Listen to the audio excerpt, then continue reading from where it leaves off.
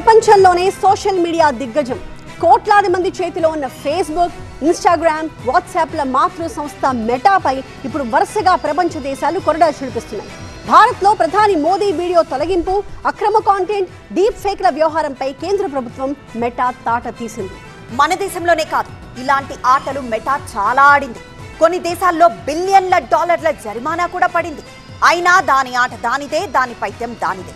కానీ భారత్ వార్నింగ్ కి మాత్రం ఇప్పుడిప్పుడే దారిలోకి వస్తోంది సంస్థ. ఇంతకీ మెటా బాధిత దేశాలు ఎలాంటి చర్యలు తీసుకున్నాయి, అసలు మెటా ఆడుతున్న వికృత క్రీడకి ఏ దేశం ఎలా బలవుతోందో చూద్దాం.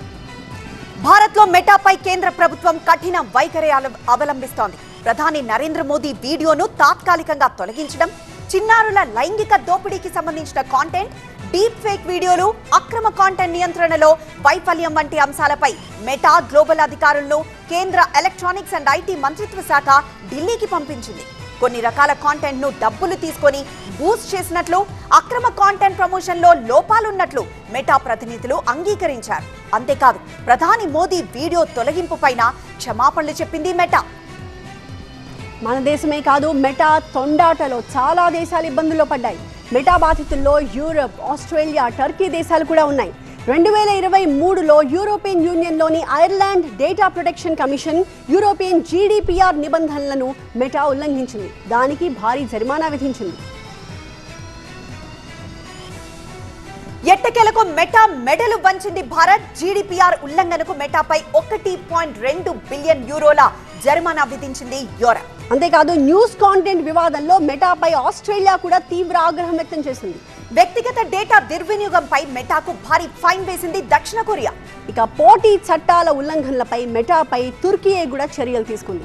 ఫేక్ న్యూస్, ప్రజాస్వామ్య వ్యతిరేక ప్రచారంపై మెటాను హెచ్చరించింది బ్రెజిల్. ప్రపంచవ్యాప్తంగా మెటాకి ఈ రకంగా వ్యతిరేకంగా ఉన్న చర్యలన్నిటికీ బాధిత దేశాలు దిగుతూ ఉన్నాయి.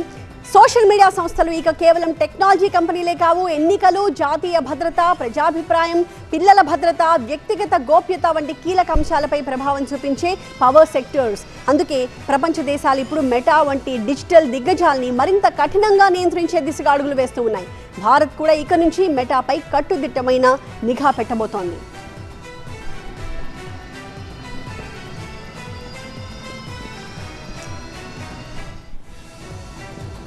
మా ప్రతినిధి గోపీకృష్ణ మనకి లైవ్ లో జాయిన్ అవుతున్నారు. దానికి సంబంధించిన డీటెయిల్స్ తో గోపీకృష్ణ, సో మెటాపై కేంద్ర ప్రభుత్వం ఏ రకమైన చర్యలకు ఆలోచన చేస్తోంది, ఇకపై ఎలాంటి నిబంధనలను ఖచ్చితంగా పాటించాల్సిన అవసరం ఉంటుంది ఆ సంస్థ?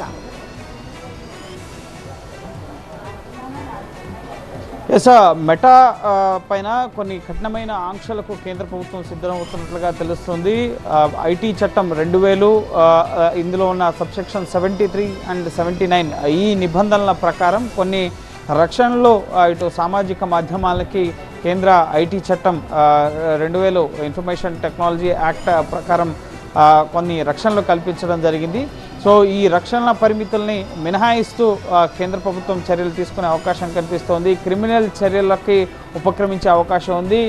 ఈరోజు కూడా మెటాకు సంబంధించిన గ్లోబల్ ప్రతినిధులు ఇటు ఐటీ మినిస్ట్రీ ముందు విచారణకు హాజరు కాబోతున్నారు. నిన్న కొన్ని అంశాల్లో వాళ్ళు అంగీకరించడం జరిగింది. డబ్బులు తీసుకుని కొన్ని రకాల కంటెంట్స్ని వాళ్ళు ప్రమోట్ చేస్తున్నట్లుగా వాళ్ళు అంగీకరించడం జరిగింది. ప్రధాని నరేంద్ర మోడీ వీడియో డిలీట్ చేయడంతో పాటుగా చైల్డ్ అబ్యూజివ్, అలాగే మహిళల్ని కించపరిచే విధంగా అసభ్యకరమైన వీడియో కంటెంట్స్, వీటన్నిటికి సంబంధించిన అంశాలపైన క్షమాపణలు చెప్పారు. మార్క్ జుకర్బర్గ్ కూడా ఇటు భారతదేశానికి క్షమాపణ చెప్పడం జరిగింది. ప్రధాని నరేంద్ర మోదీకి వీడియోని డిలీట్ చేయడం, అలాగే అబ్యూజివ్ కంటెంట్ వైరల్ అవ్వడం పట్ల వాళ్ళు క్షమాపణ చెప్పేప్పటికీ సో డబ్బులు తీసుకుని కొన్ని రకాల కంటెంట్ని ప్రమోట్ చేసినట్లుగా అంగీకరించారు. కాబట్టి సో కంటెంట్ ప్రొవైడర్గా ఇటు సామాజిక మాధ్యమాలు అనేవి ఉండకూడదు. కేవలం ఒరిజినల్ కంటెంట్, వారికి సంబంధించిన కంటెంట్ ఏదైనా ఇటు ప్రమోట్ చేస్తున్నట్లుగా ప్రభుత్వం గుర్తిస్తే ఖచ్చితంగా వారిపై ఉన్న సేఫ్టీ ప్రికాషన్స్ అనేవి, చట్టపరమైన రక్షణలు అనేవి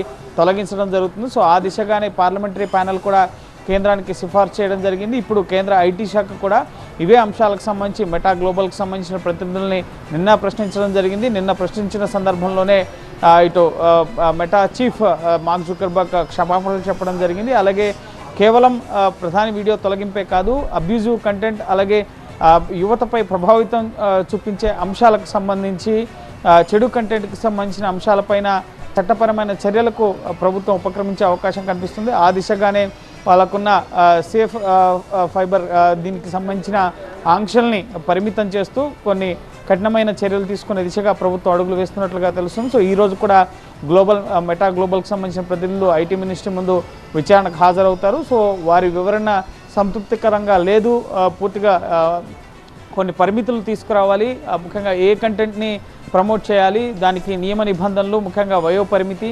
సో ఒకవేళ సమాజానికి హితం కాని కంటెంట్ ఏదైనా ఉంటే వాటిని వెంటనే తొలగించే దిశగా ఏం చర్యలు చేపడుతుంది మెటా, సో వీటన్నిటికి సంబంధించిన వివరాలను కూడా కేంద్ర ప్రభుత్వం కోరుతుంది. సో ఆ దిశగా సంతృప్తికరమైన చర్యలను తీసుకుంటున్నట్టు మెటా వివరించగలిగితే కనుక సో అప్పుడు కేంద్ర ప్రభుత్వం పరిశీలించే అవకాశం ఉంది. వీరికి ఈ ఐటీ చట్టం నుంచి ఉన్న రక్షణలు కొనసాగించాలా లేదా.